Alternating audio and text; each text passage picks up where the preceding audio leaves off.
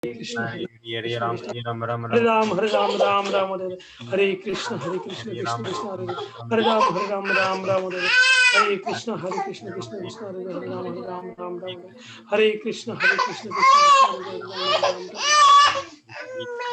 Hare Krishna, Krishna Krishna, Hare Ram, Ram Ram, Hare Krishna, Hare Krishna, Krishna Krishna, Hare Ram, Ram Ram, Hare Krishna, Krishna Krishna, Hare Krishna, Krishna Krishna, Hare Krishna, Krishna Krishna, Hare Ram, Ram Hare Krishna, Krishna Krishna, Hare Ram, Hare Ram, Ram Ram, Hare Krishna, Krishna Krishna, Hare Ram, Ram Ram, Hare Krishna, Hare Ram, Hare Ram, Ram Ram, Hare Krishna, Hare Krishna, Hare Ram, Hare Ram, Ram Ram, Hare Krishna, Hare Ram, Hare Ram, Ram Ram, Hare Krishna, Hare Ram, Hare Ram, Ram Ram, Hare Krishna, Hare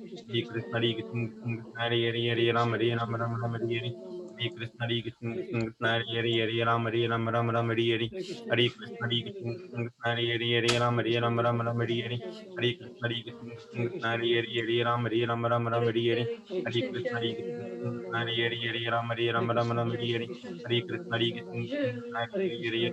Ram Ram, Hare Krishna, Hare Ram, Hare Ram, Ram Ram, Hare Hare Krishna, Krishna, Krishna Krishna, Hare Ram, Hare Hare Ram, Ram Krishna, Hare Krishna Krishna, Hare Hare Ram, Hare Ram, Hare Hare Krishna, Krishna Hare Krishna, Hare Krishna, Krishna Krishna, Hare Ram, Hare Ram, Ram Ram, Hare Hare. Jai Shri Krishna Chaitanya Prabhu Nityananda Tirtha Rajvasa Gaurav Surindram. Hare Krishna Mahamantra ki Jai. Srila Prabhupada ki Jai. Jai.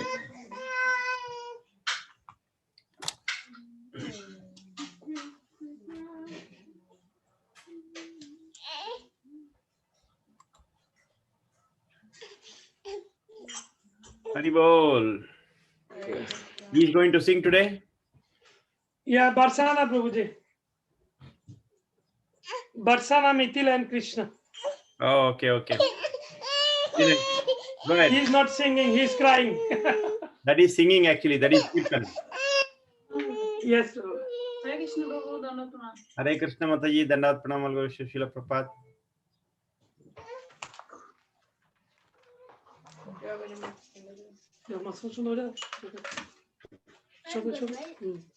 Right. This one you set it down. Bas.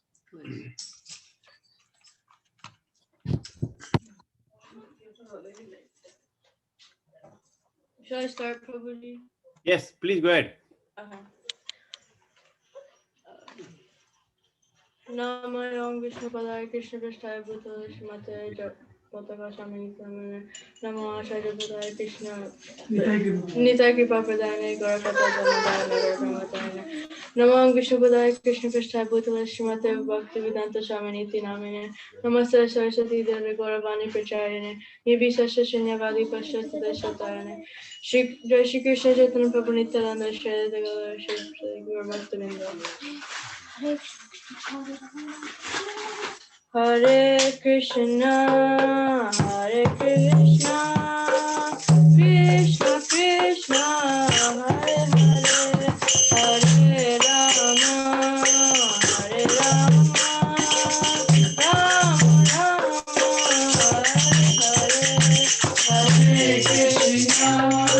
Hare Krishna, Krishna Krishna, Hare Hare,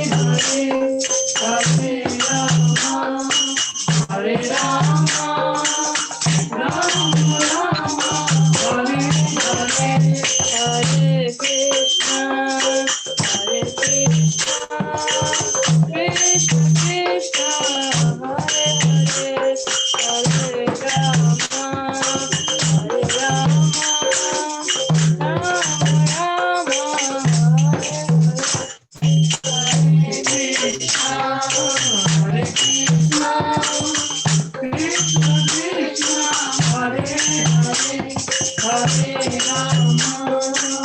Hare Rama, Rama Rama, Hare Hare,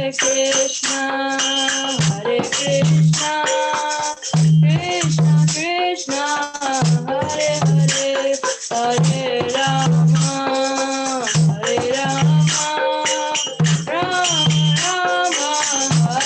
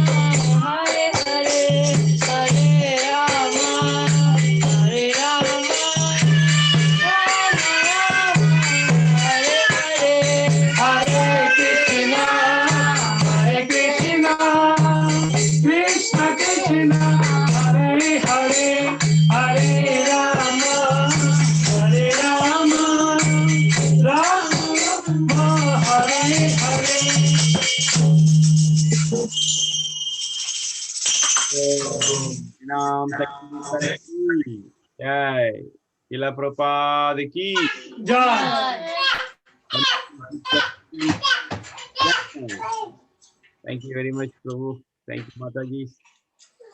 Very bol. This guy Ajit Krishna Prabhu has joined us.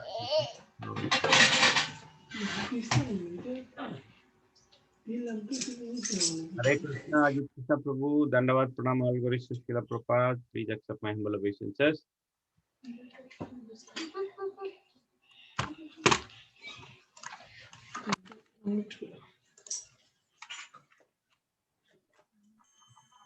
Hare Krishna, Prabhuji, Dhamma Pranam, Gaudish Prabhupada.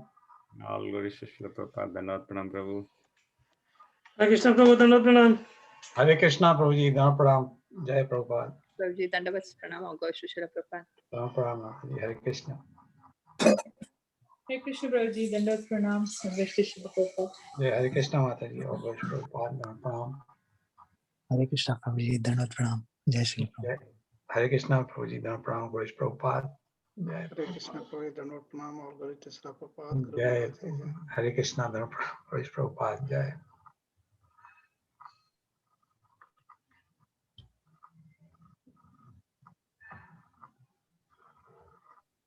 So, Muktasanga Prabhuji, that's you have. Prabhu, I taken sannyas, Prabhuji. It's only. Very well. I don't think Mataji has given him permission yet. So. Earlier, Mukta Sangha Prabhu was in the Manprastha, now he has taken sannyas.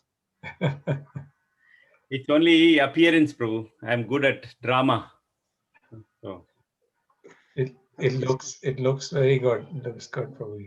All right. So, should we start with the recap then, Prabhuji? Yes, Prabhu. Okay. So somebody would like to go? Anybody wants to volunteer?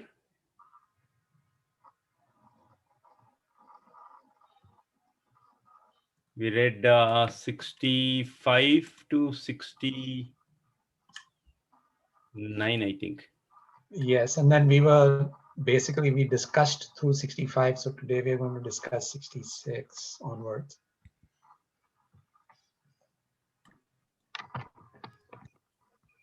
So I have few notes, Prabhuji, I will try. Okay, Mataji, go ahead. Yeah. So we did 2.65 and also 2.66 little bit, and then 2.65 mainly Krishna is talking about the threefold miseries of material existence. I'm just reading the text, Prabhu, so I'll get the feel of it. For one thus satisfied in Krishna consciousness, the threefold miseries of material existence exist no longer. In such satisfied consciousness, one's intelligence is soon well established. And then this is where mainly you explained about the Vyasadeva example. Even he was in material distress, like he wasn't happy, but then finally because of finally writing about Srimad Bhagavatam, then he was satisfied. So like when you explained, there are threefold miseries: Adi Bhutika, Adi Adhyatmika, and Adi Daivika. And then for Vyasadeva, it was mainly Adi Adhyatmika. So the summary is that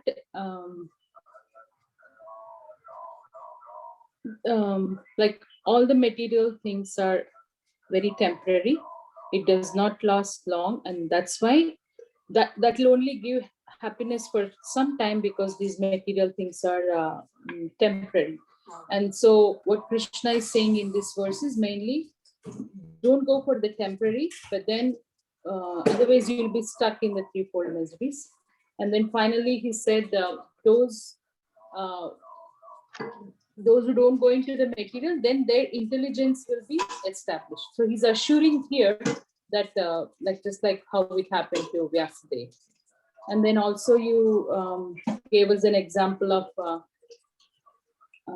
like how every 7 years body is changing shape for us. Similarly, like it's not temporary, so it is changing. Whereas, and then it will keep demanding one or the other. That's why it's better. That's how you have to get detached with your material body, and then get into the Krishna consciousness, and then your intelligence will develop. Then 2.66 mainly again you carrying about that intelligence. You said because intelligence is not steady, we are not happy. So it's just a continuation of the 2.65. And then I think that's it, Prabhuji. And Krishna said, don't serve your senses, serve me. That's how you'll get that into intelligence. Thank you so much, Mataji. Thank you, Prabhuji. Nice recap. Anybody else?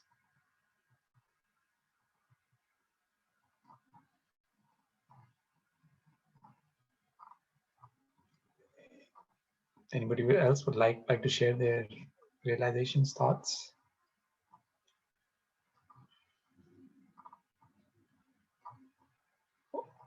Okay. If not, then we will. Then let's continue.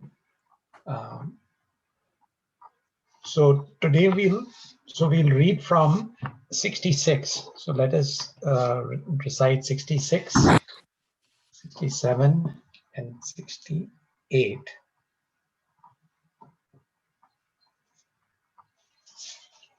Anybody wants to read 66? Kids? Only Prajna can read 2.66. Yes, okay, please. Nasti. Nasti buddhirayuktasya Nasti buddhirayuktasya nacha yuktasya makanga nacha yuktasya bhavana nacha vedadya shantir Nacha bhavayata shantir ashantasya kutashukam ashantasya Shantasya One who is not connected with the Supreme in Krishna consciousness can have neither transcendental intelligence nor a steady mind, without which there is no possibility of peace. And how can there be any happiness without peace? Hare Krishna. Lord. Thank you, Mataji.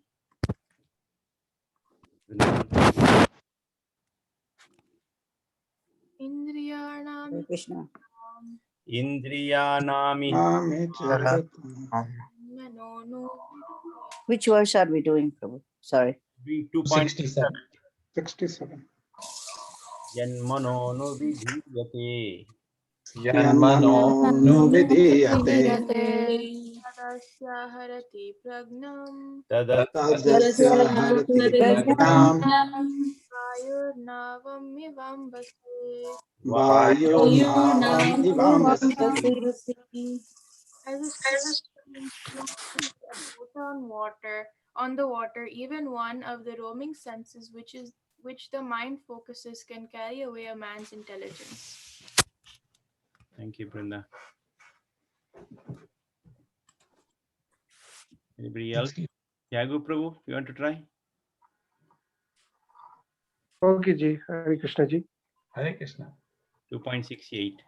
68.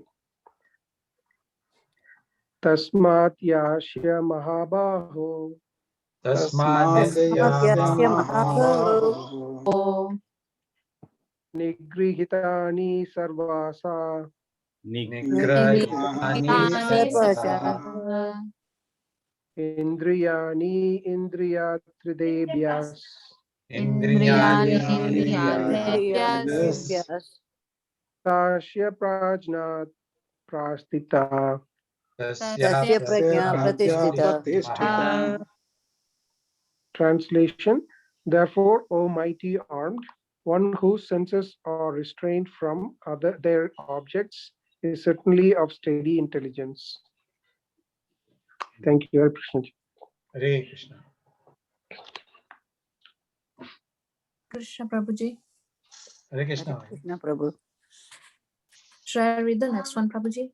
Yes, Mataji, please go. Okay.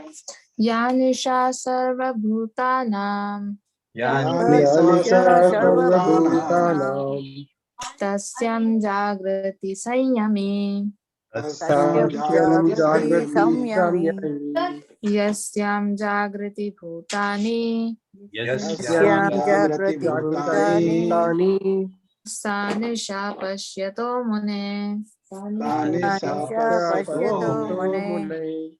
And the translation. What is night for all beings is the time of awakening for the self-control.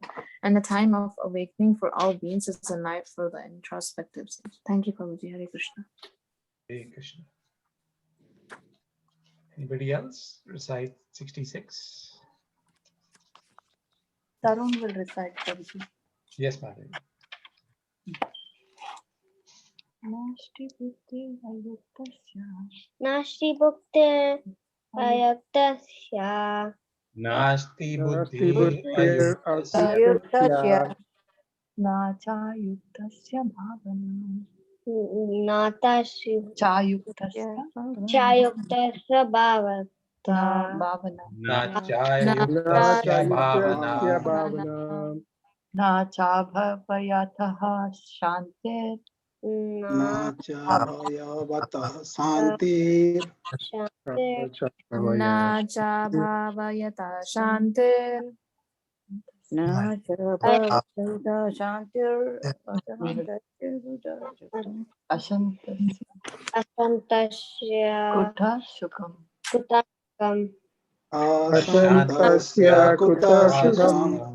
Very good. One who is not connected with the Supreme in Krishna consciousness can have neither transcendental intelligence nor a steady mind, without which there is no possibility of peace. And how can there be any happiness without peace? Hare Krishna. Hare Krishna. Hare Krishna. All right. Anybody else?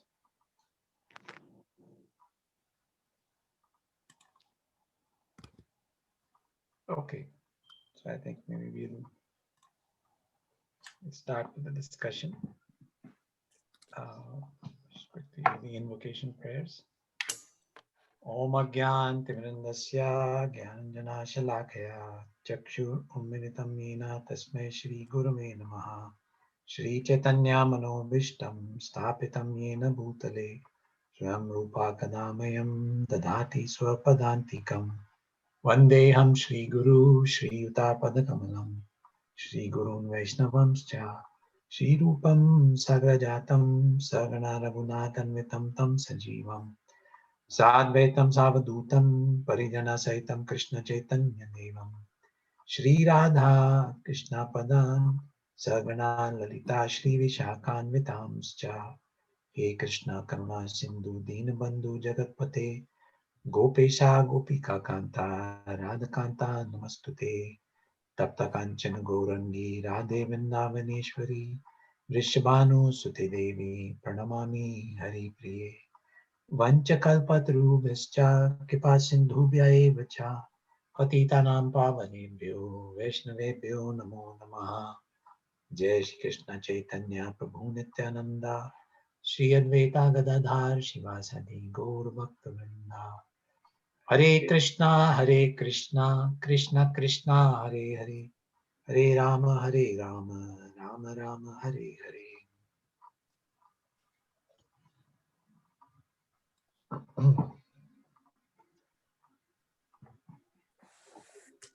Muktasana Prabhu, can you just hold on for 1 minute? I just need to step away for a minute, please. Yes, Just Hare Hare Ram Hare Ram Ram Ram Hare Hare. yeah. Thank you, Prabhu.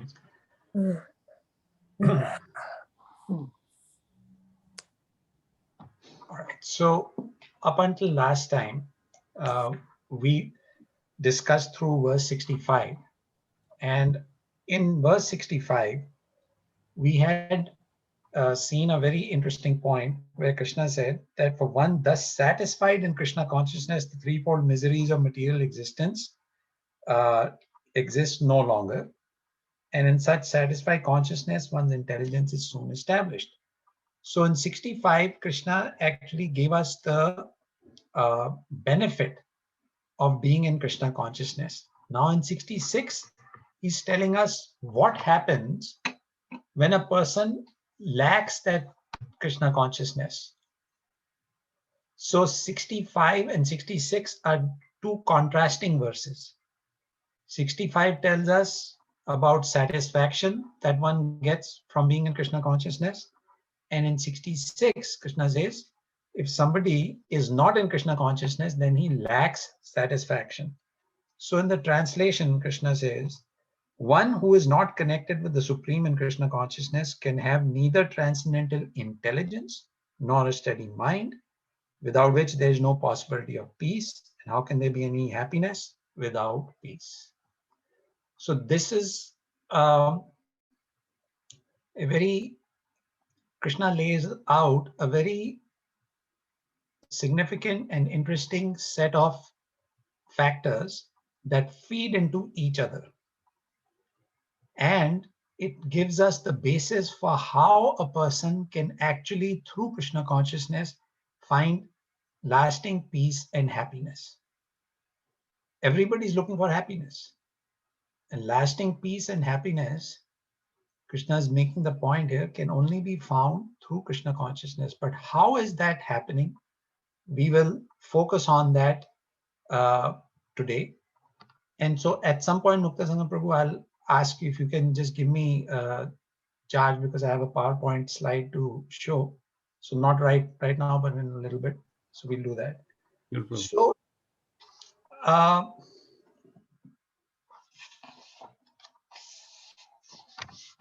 so the key here is, I'm just trying to keep all my books. Okay, so the key is that one who is not connected with the Supreme and Krishna consciousness cannot have happiness and peace. Now, the most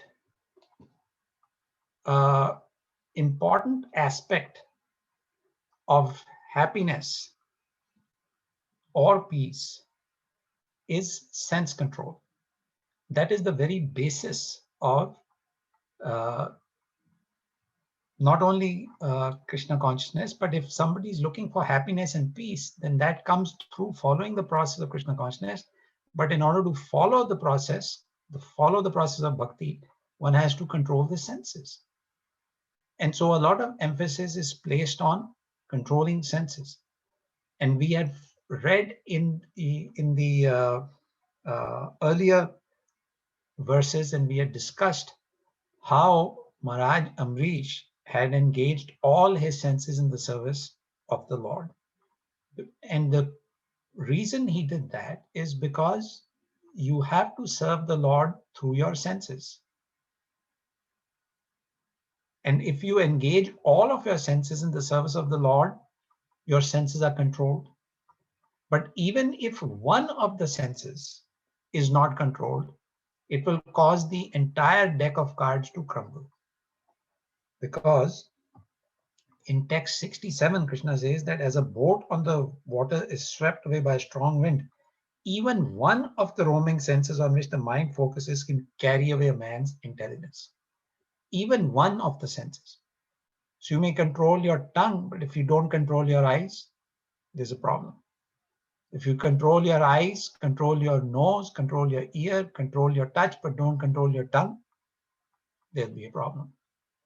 So even one of the senses can create, even if one of the senses is not controlled, the entire process is harmed. So we also see in Bhagavad Gita that there is a very nice illustration of how the body is considered as a chariot, the senses are the horses, mind is the reins, the driving instrument, and The soul is the passenger and intelligence is the driver.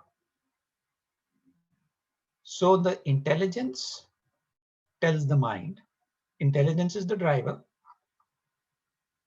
and the driver is basically capable of taking the carriage wherever he wants to drive it to. But in order to drive the carriage, the intelligence of the driver needs to control the senses. He needs to direct them. Don't go here, go this way. Don't go left, go right. And how does intelligence control the senses? By pulling the reins, meaning with the mind. So if your intelligence, if our intelligence is fixed on Krishna consciousness, if our intelligence is focused on serving the Lord, then automatically our mind will be engaged in topics related to serving the Lord. And if the mind is focused on serving the Lord, then it will make the senses act in a certain way. For example, every day we are eating. Our tongue is engaged in eating and our tongue is engaged in talking. Every day we are doing that. If our intelligence, if our desire is that I need to engage my tongue in Krishna's service, then naturally we will eat Krishna Prasad. Naturally we will talk Krishna Katha.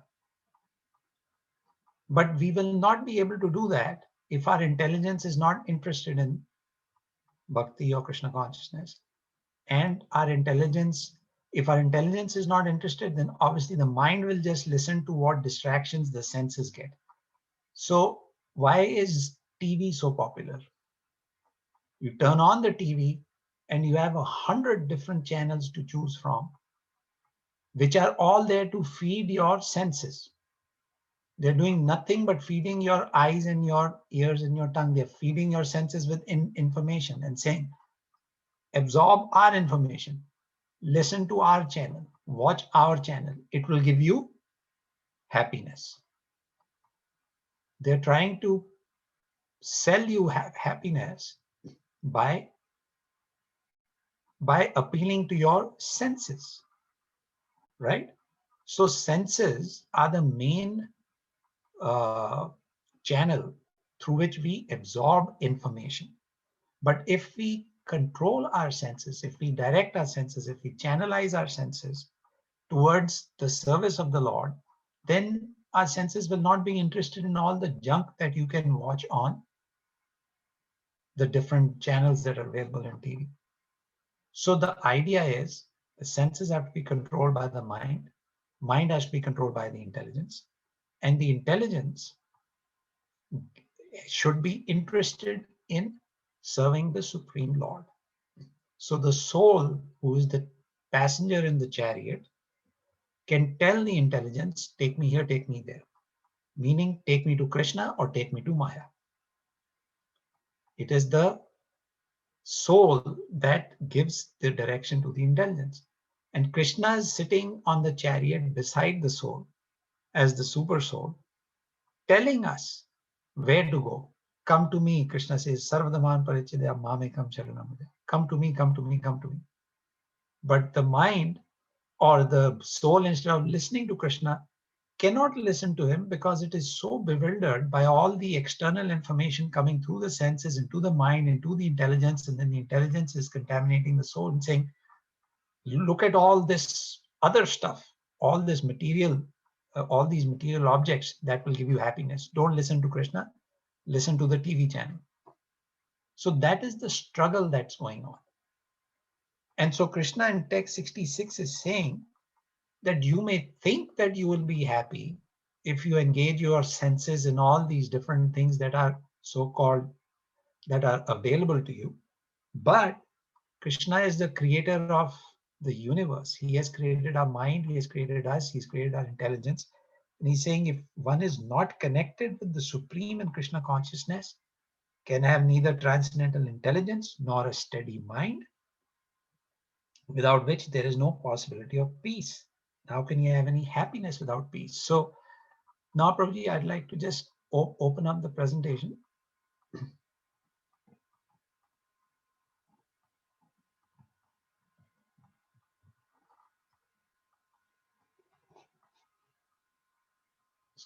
So can you see it?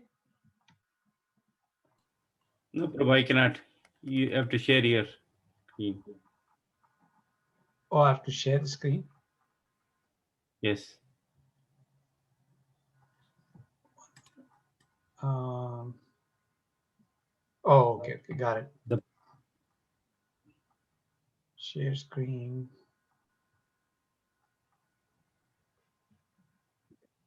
You can share the same screen you're under. Yes. Okay. So now you can see it? Yes, Prabhu. All right.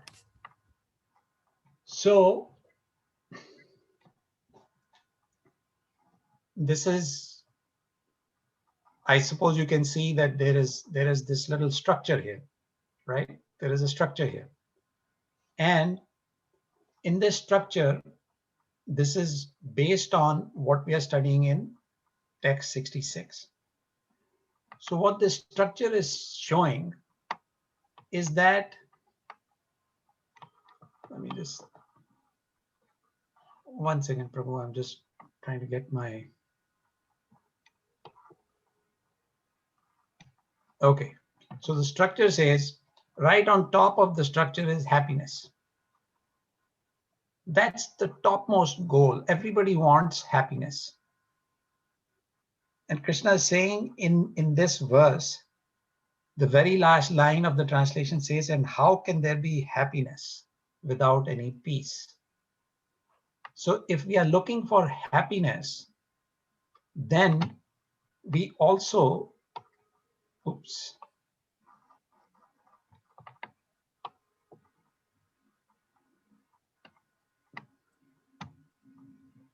If we are looking for happiness, then that happiness is supported by peace. Krishna is saying here that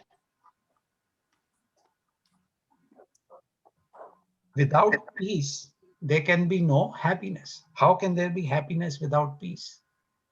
So it seems that if we want happiness, then first of all, we need to develop peace of mind. And that peace of mind, if there is peace in our mind, then that will support happiness. But how do we find peace of mind? It seems like peace of mind is being supported by how many pillars here? I think you can all unmute, please. Peace of mind can be get by Two. satisfaction. I'm sorry, go ahead. By satisfaction, we can get the happiness and peace of mind. Yes, true. Two pillars. Two pillars. Yes, Madhuri, exactly. Two pillars. And then Krishna is explaining to us what those two pillars are. Those two pillars that are supporting this heavy load of peace of mind. And if we have strong, if these two pillars are there, if these two pillars are present in our life, then we can expect to have peace of mind. And if we have peace of mind, there will be happiness. So what are these two pillars? Faith. Sure, faith. And commitment. Yes. Also, in one of the verses, Krishna says that one can control his mind, because until we control our mind, we don't have peace of mind. So to control our mind, he says abhyasa and vairagya. Yeah, determination. Necessary practice and necessary renunciation. Practice Right. and renunciation gives. Practice and renunciation. Excellent. Knowledge. Knowledge, yes. Faith. I said faith or determination. Vairagya. Correct. The faith and determination, those are all relevant. And so in this verse, in the translation for this verse, Krishna is saying that the two pillars are transcendental intelligence and steady mind. So vairagya and practice, those give you steady mind and they give you transcendental intelligence.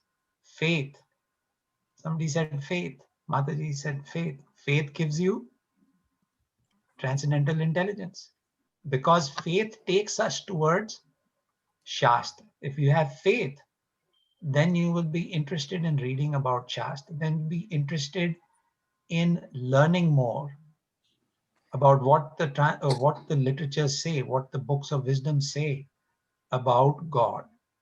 And when we immerse ourselves in those topics, it gives us intelligence. It cleanses our intelligence. Otherwise, our intelligence is full of Bollywood songs and things like that. But when we pursue spiritual topics, it cleanses our mind of that contamination and it gives us transcendental intelligence. What is the meaning of transcendental intelligence? It's to do with the spiritual to Krishna. Yeah. When we are trying to understand Krishna and when we follow the processes of devotional service, processes of bhakti, those processes are designed to focus our intelligence more on spiritual advancement and less on just chasing after material objects. What happens is, if our intelligence becomes focused on Krishna, then like Amrish Maharaj, we develop a tendency to use what assets we have, what material objects we have, whether it is a house, a car, a computer, a telephone, or anything. We use those objects in pursuing spiritual knowledge, in serving Krishna. So like right now, we are all, one of the assets that we have is we are paying for internet service. We have computers, we have telephones. We are using all of these resources in this Krishna Katha. So this way we are engaging our resources in Krishna's service. And this pursuit helps us develop transcendental intelligence or spiritual intelligence, intelligence related to spiritual topics. And then along with that, what happens?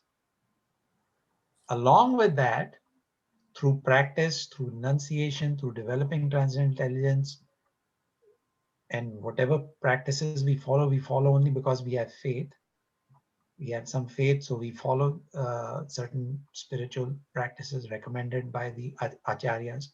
When we do that, it helps us control our senses.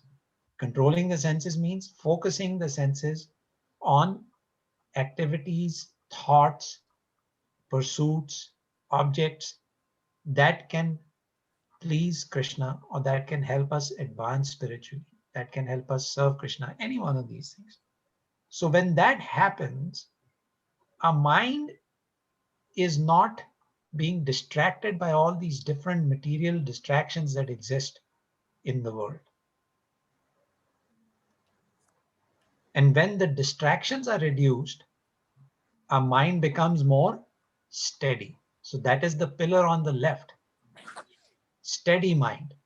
What is the meaning of steady mind? Steady mind means a mind that is focused on Krishna. It's not running left, right, center, here, there.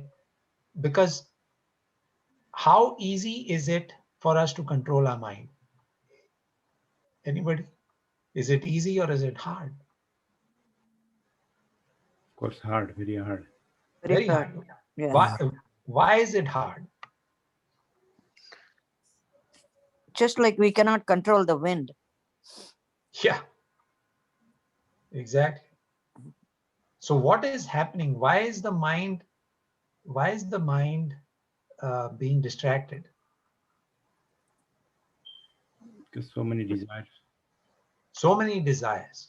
Exactly. So many material desires.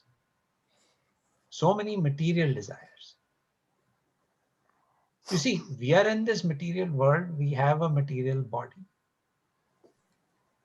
So material objects will naturally be there around us. We cannot distance ourselves from material objects. One school of thought is that leave everything and go and sit in a cave in the Himalayas, and then you will not have any distraction. But that doesn't work in Kali Yuga. Because in Kali Yuga, prayana alpa ayusha sabya kalau asmin yogedana manda sumanda mateo mand bhage upadrata. That in Kali Yuga, alpa ayusha, our lifespan is short. Manda sumanda mateo, intelligence is weak. Manda sumanda mateo, mati is intelligence. Intelligence is manda, it is slow. Slow meaning it is not attracted to spiritual topics. Manda bhagya, and therefore we are unfortunate. And upadrata, always disturbed. Phones are ringing. Work is happening. This is happening. That is happening. So the mind has got a lot of material distractions. That's why the mind is always disturbed. But instead of stopping the mind or stopping activities, Krishna says, engage in activities, but change your motivation, change your focus, change your reason for acting. Change your reason for acting.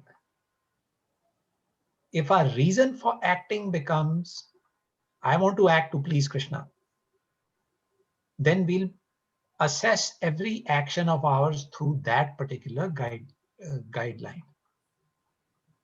But if we don't have that guideline, then we'll keep getting distracted left, right, and center. So therefore, when the intelligence becomes transcendental, when the intelligence becomes focused on, I have to do things that are going to advance my spiritual thinking, that are going to advance my spiritual life, then our mind becomes steady.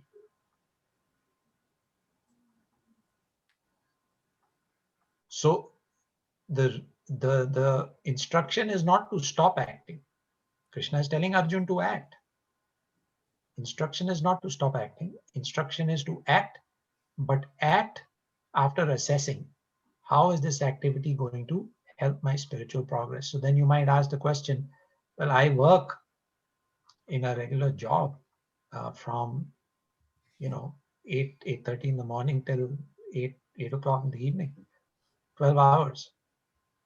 How is that going to, should I continue with that or should I not continue with that? So how should we respond to that question?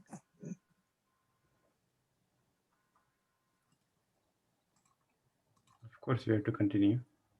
Continue, but how? There are so many distractions when we are working.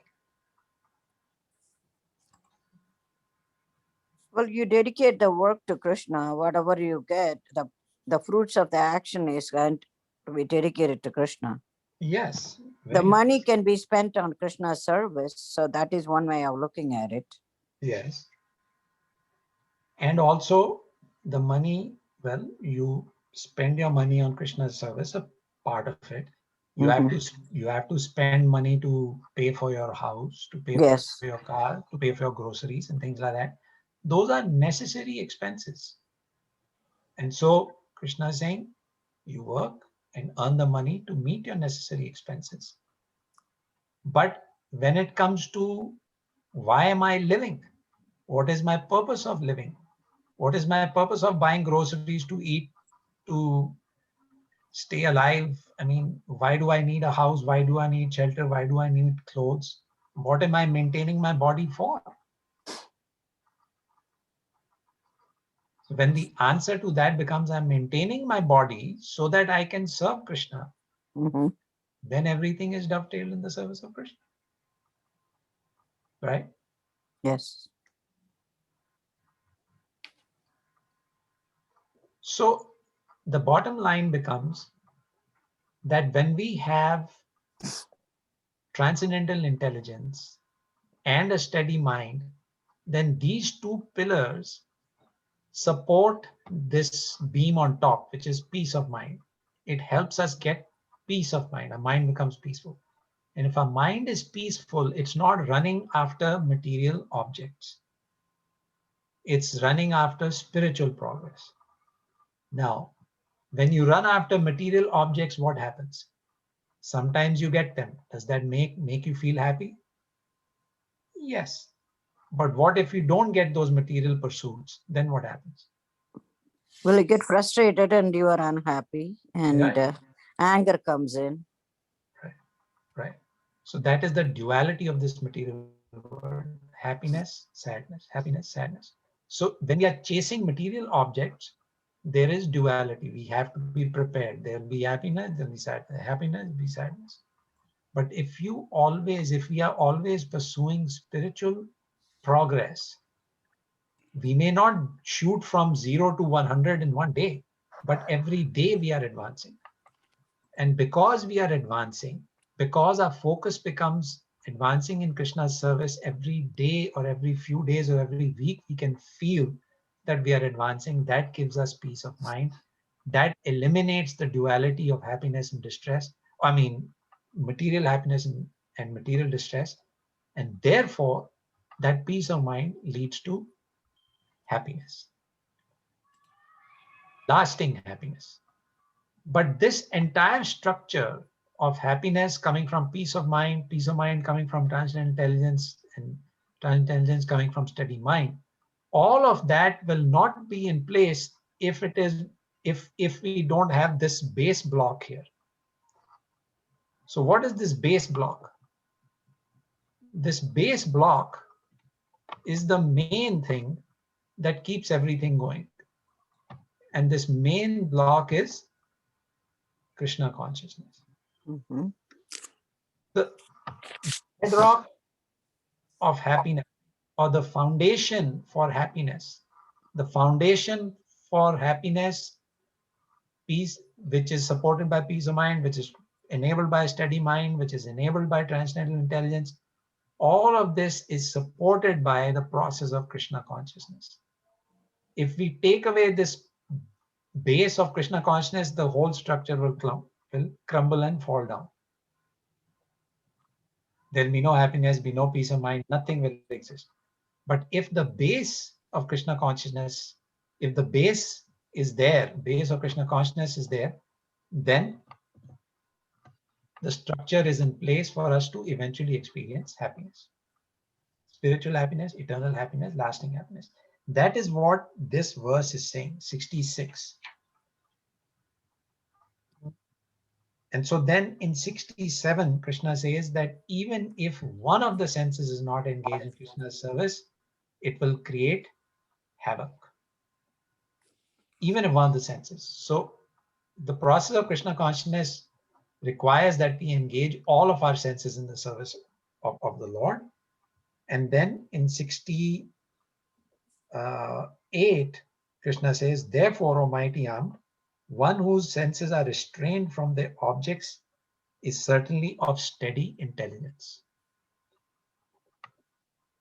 One who's restrained from the objects of the senses is a man of steady intelligence. So, in other words, if we keep chasing material objects, there is no question of happiness. So here Krishna refers to Arjuna as Mahabhava. Mahabhava means strong, armed. Baho refers to arms. So Arjuna was very strong. His arms were very strong. What was he using his strong arms to do?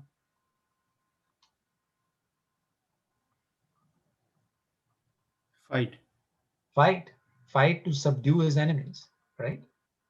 He was controlling his enemies with his strong arms. So same way Krishna is telling Arjuna, he's referring to him as Mahabhava. He's saying Just like you control your enemies with your strong arms, similarly, subdue the mind. The mind can be our greatest friend and our worst enemy. So he's saying, that's why Krishna is referring to Arjuna as Mahabhava here, because he's bringing out this characteristic that you have Arjun, you have the capacity to control your enemies. And therefore the instruction to us is that we need to develop the capacity to control our greatest enemy, which is nothing but our mind.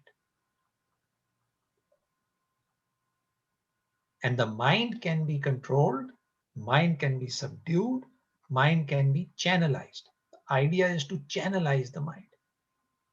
And the mind can be channelized in Krishna's service through the process of Krishna consciousness.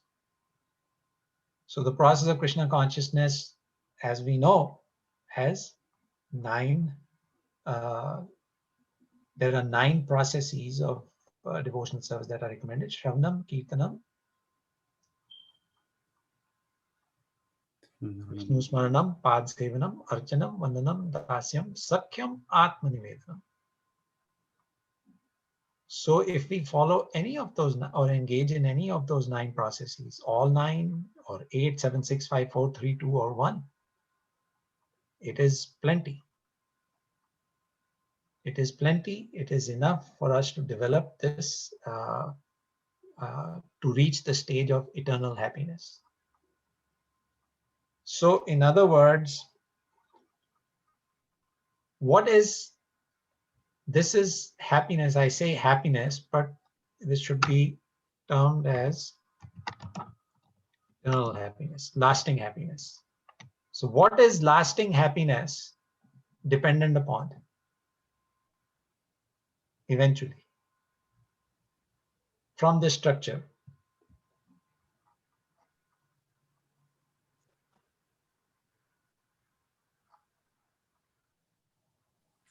You have to be Krishna conscious.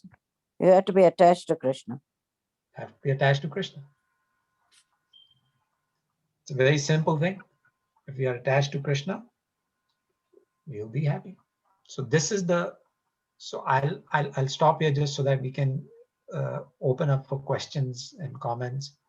So this was basically 66 and supported by verse 67 and 68.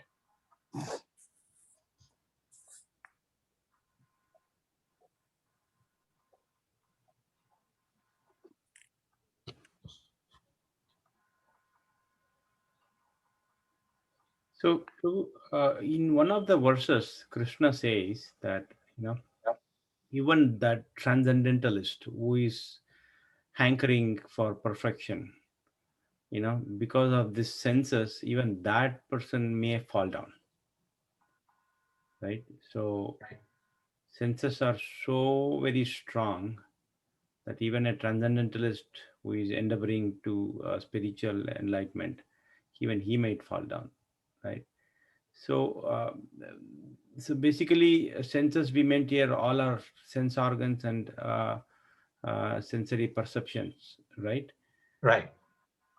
So, if we have to dovetail all of these, it's extremely difficult, actually, to say honestly. Practically, it's very difficult. Yeah. But how do we know the effect of our controlling? That means we are controlling these senses and we know that there is some effect and we are going in the right path, because one day we are in the mode of goodness and one day we are in the mode of ignorance, one day we are in the mode of passion. So these modes keep fighting, right? Right. How do we steadily track that, okay, we are going in the right direction and our senses are controlled? So do we go through the tests, or we voluntarily go through the tests or sufferings to say that, okay, no, I'm steady. Even when suffering comes, I'm steady. So that means I've controlled my senses. Is that what it is? Or so your question is, how do we know that we are controlling our senses? Yeah, what is the measure of our controlling senses? How do we measure? Yeah. So the measurement for controlling senses is on a day-by-day basis. We can assess for ourselves, and we have to be very honest to ourselves. Every day, multiple times a day, there are so many temptations and so many distractions. And so if you assess yourself that did I control myself from this temptation? Did I draw my mind away from that distraction? Did I not do what I was tempted to do? Did I stop myself? That's a measure of sense control. And we can do that multiple times a day.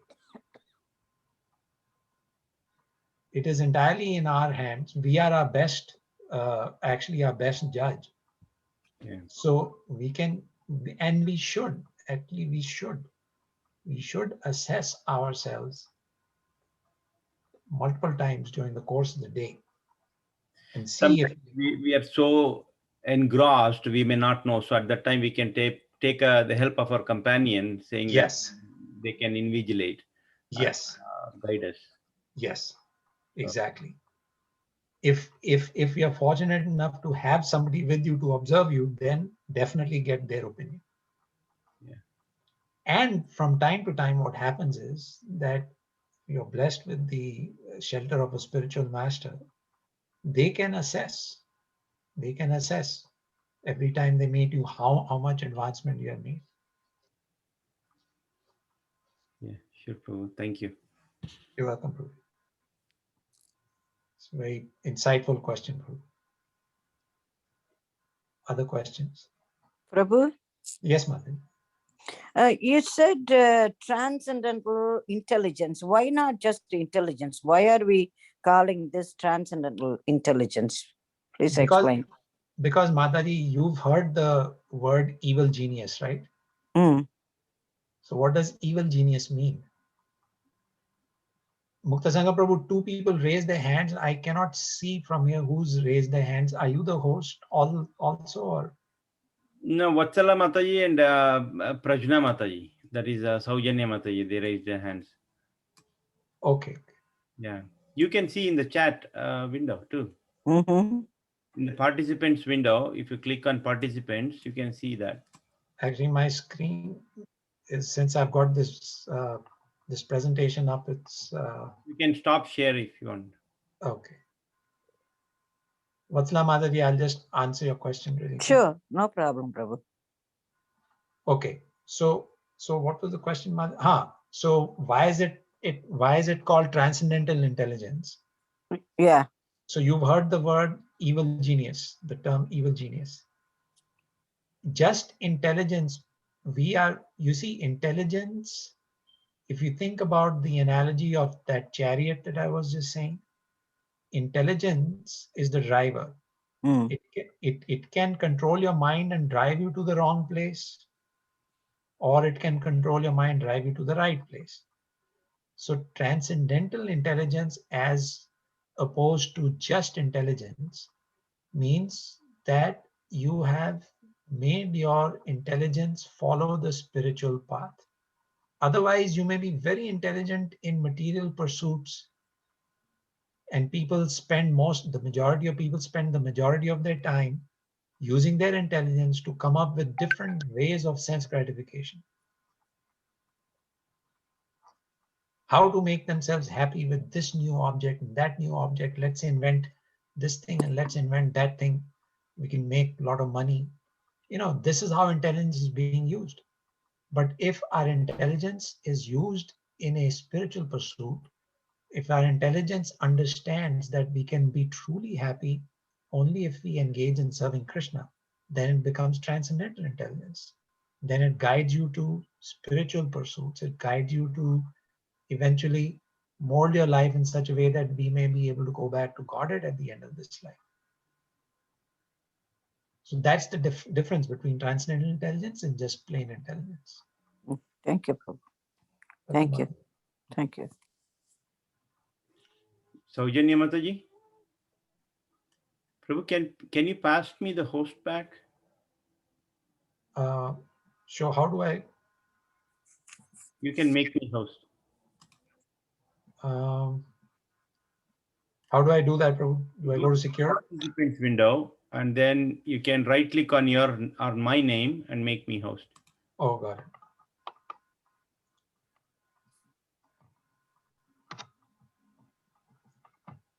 Okay. Yeah, thank you, Prabhu. You're welcome. Saujanya Mataji. Yeah, Hare Krishna, Prabhuji. Hare Krishna. This is for the question that Mukta Sangha Prabhu was asking. How do we measure ourselves? I had heard in our one of the lectures that your attachment reduces. Yeah. So I was just wanted to share. It's not a question, Prabhuji. Like how you were mentioning, like we will know how our desires are changing. Interests are changing. Yeah. But how do we measure? But as you both rightly said, we need a companion to watch us, like a senior devotee or someone to say, yes, this is what it is. Yeah. I just wanted to share that. That's all. That's a good observation, Bhakti. I mean, on a day-to-day basis, we can see how our interests are changing, how how we spend our time is changing. Earlier, if we spend more time watching TV and movies and things like that, and now if we are spending more time reading scriptures, then definitely our interests are changing. On Friday, we are spending at least an hour and a half here in Kirtan and Krishna Katha, as opposed to just sitting and watching TV or chit-chatting with friends. Definitely interest is changing. These are all indicators. Prabhu, I have another question, please. Can I ask? Sure, Mata. Vatsala Mataji, hold on. If anybody else has any question, then we can. Otherwise, you can ask. So let's. Okay, sure. So that everybody can get chance, you know. Sure. So anyone else has any question before we pass on to Vatsala Mataji? On the count of 3. 1, 2, 3. There I am. 3. It's all yours. Go ahead. Okay, Prabhu, you know, I mean, if there is a death in the family, okay, and are we supposed to lament for the individual? The body is gone. They will be traveling somewhere. We can only that. But even still, you know, they are not really too close, but they are a little bit distant. But our heart goes out to them. Oh, that person was there for a long time. The person is, even though they were causing some trouble to you, but still you care for them. You don't have any animosity toward them, but you want their soul to reach to Krishna. What can I do to help them out? I mean, at that time, do I lament for them or do I not lament for them? You know, lamentation is probably natural. But if somebody leaves their body and they've led a life of spirituality, if they've led their life in Krishna's service, then actually it becomes a matter of celebration. So just like we all witnessed earlier this week, Pankajangri Prabhu from Mayapur left his body. Yeah. Right? And he spent his entire life serving Krishna, serving Prabhupada, serving the deities in Mayapur. If Krishna wills, by Krishna's mercy, he's probably in the spiritual world. So we celebrate the disappearance days of the Vaishnava Acharyas just like we do the appearance days. Because even disappearance day is just that now they are changing their service to the Lord. Instead of serving the Lord here in this material world, they have gone somewhere else. And those who have left this body, gone back to the spiritual world, it is not a matter of lamentation. It becomes a celebration because that they are freed from this material world and its associated miseries. Now, as far as our relatives are concerned, if they have engaged in Krishna consciousness, then probably there's no need for lamentation. If they have not, then we can pray to the Lord that may they get an opportunity to engage in Krishna's service in their next destination, whatever that might be. That's up to Krishna. Well, the person is a Vaishnava, but I don't think they are focused on Krishna consciousness as we do or chanting. But there is a close relative. So at that time, I mean, I want them to be well. I want them to reach Krishna. So, I mean, what do we do? Do we do anything further for them? I don't think they were chanting or anything at that time. We can, from our side, we can only pray that may Krishna give them the opportunity to engage in his service.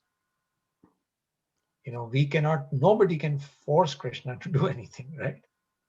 Yeah. But we can definitely express a wish and a prayer and a desire, and he listens to that. He helps. So I think wishing Krishna consciousness for someone, wishing God consciousness for someone, wishing that somebody develops love for Krishna, that's a wonderful thing to do. That is why the acharyas, they came to this world. They don't need to come here out of karmic reaction. They come here as messengers of Krishna, out of compassion for us, out of compassion for fallen conditioned souls, to help us develop this transcendental intelligence, to develop Krishna consciousness. If you think of that structure, they come here to establish that structure for us based on Krishna consciousness, so that we develop steady intelligence, transcendental intelligence, steady mind that gives us peace of mind, that gives us eternal happiness. Okay, Prabhu. Thank you. You're welcome, Madhu. Yeah, even though we don't want to think too much of it, but sometimes we do, you know, we do feel great loss of them or something, you know. Of course, that's natural. Thank you for clarification, Prabhu. Thank you. Welcome, Madhu. Nrsimhan Prabhu.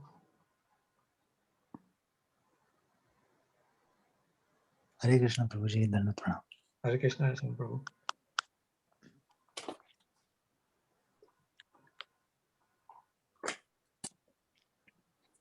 Thanks Prabhuji for, I was just hearing what the devotees were asking and all the answers.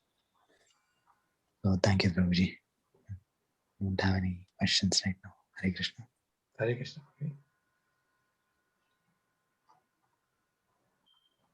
I think we are good. No one has any question. So it was very nice presentation, Prabhu. Thank you. Really, you know, sticks to our mind, actually, the presentation. So next time when we know how the happiness is balanced and by the peace of mind and then two pillars, it's wonderful. Thank you. That's a nice presentation. Welcome, Prabhu. And it's, if you notice, it's in the shape of a temple. Yeah. Yes. Yes, it did. And best part is that foundation. Foundation is Krishna consciousness. You know, if you take foundation, nothing will stay. The pillars will fall down. Piece of everything will fall down. Oh, that's a very good representation. And it's actually, it's nothing but, if you read again, now if we read again, the translation for text 66, that's basically what it is. Let me read too. Yeah. So, 66.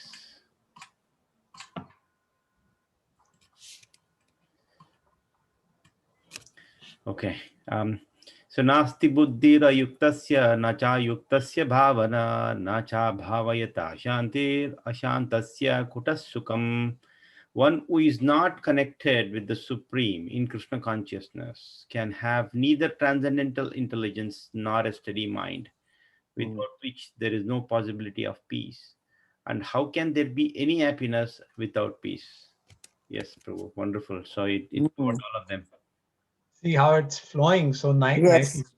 Krishna starts from the bottom. He starts from the foundation. He says, one who is not connected. And he presents this verse 66 as a contrast to verse 65. 65 So here he is saying that if you are not connected with the Supreme Krishna consciousness, so if that foundation is not there, how can you have transcendental intelligence as the first pillar, or steady mind as the second pillar, without which there's no possibility of peace? So then you can't have that beam on top, and without peace there can be no happiness. Very nice. Nice way of presenting. And he Yes, said, we will not forget now. Yeah, whenever we have diagram, it stays in our mind. Pictures. Yeah, Venn diagram or anything, statistics, anything. see, the thing Bar is, graph. yeah, this human mind, our human intelligence is very, very favorable to audio and visual signals. Yes. So it's up to us what signals we feed, what audio visual signals we feed. That's why if you turn on the TV in 5 minutes, you can get really, really fed up and contaminated because the audio visual that is coming. Or if you focus on Krishna's message in an audio visual way, it really sticks. True. So now we know if we are not happy, then which pillar is shaking. Both are shaking. It's both. Always both. Both are shaking. Or the very fundamental Krishna consciousness is shaking. So yeah, you can steadily analyze. Okay, happiness is not there. So is it that beam underneath it, that peace of mind one, or is it one of the pillars, or is it like the very foundation of Krishna consciousness? Very nice presentation, Prabhu. Thank you. I think probably for every sloka you should have this presentation. I was about to say, then I'm like, oh no, we are greedy. No, it's now we won't forget 2.66. Yeah. Actually, that's a very nice suggestion. Yes. I can try, and then we'll see how it certain verses can lend themselves to this more than others do. But if we make it a goal as our collective goal, then maybe we can. Yeah. Even if it takes like more weeks, that's fine. So the point is we have to understand, and the point is we have to make that foundation strong. Yes. See, now we are talking about foundation. Yeah. The visual helps, audio visual helps. Yeah. Good, Prabhu. Thank you. It's like when Mukti Sangha Prabhu was reading, literally word to word, it was connecting. Okay, next. Yes, you were able to easily connect. With the diagram. Yeah, it makes sense to us. Yeah. And also going forward, Prabhuji, even if there is no presentation, just for that, after you tell the shloka, at the end, you make us read again. See how this is what he's saying, like that. Then it's like, first we read, it's somewhere, it's just reading. Yeah. And then you're hearing like a story. But then connecting to the text and the verse is what will help us to stay.